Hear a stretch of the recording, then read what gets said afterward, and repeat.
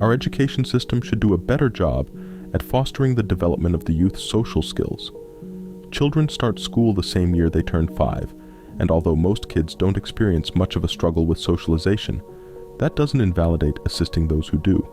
After all, America is nearly the third largest country in terms of population. If 1% of Americans are struggling with something, then that means over 3 million people are.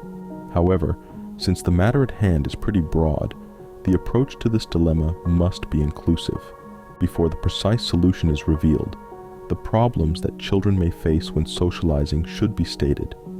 Examples include interrupting others, having bad listening skills, and not knowing how to get attention.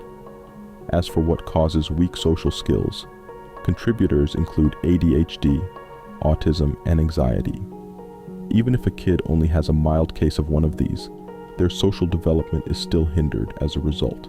Through the butterfly effect, it's possible that their social life will continue to be lackluster, but there is a way to lessen the likelihood of this.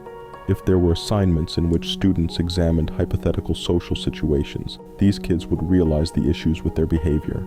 Everyone knows that instructors handle children who misbehave, but they're less likely to assist those who exhibit non-disruptive yet undesirable behaviors.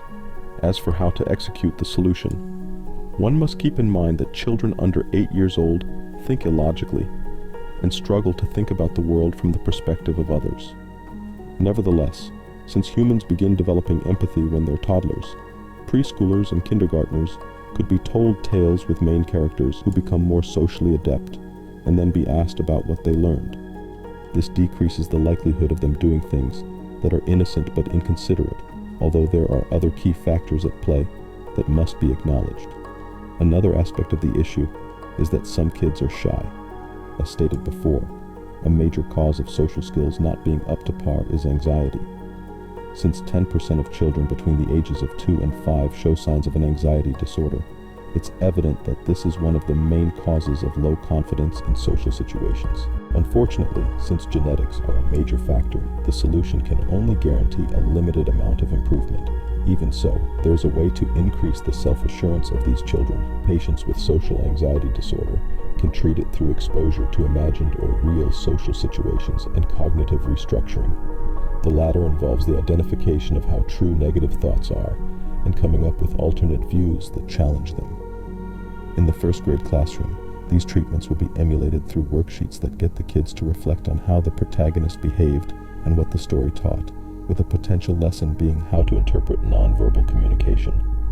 This assignment will be followed by the repetition of affirmations to enforce what they've learned.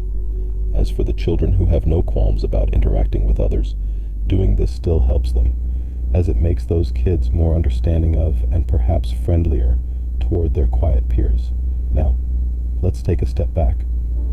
Sure, teachers may already tell their pupils stories, but writing affirmations has never been an activity in school.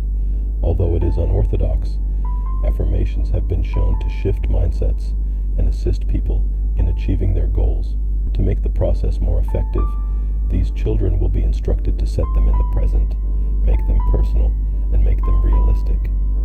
Additionally, they'll write them twice every day and be given a couple of minutes to do so, making it so that there's no incentive to rush.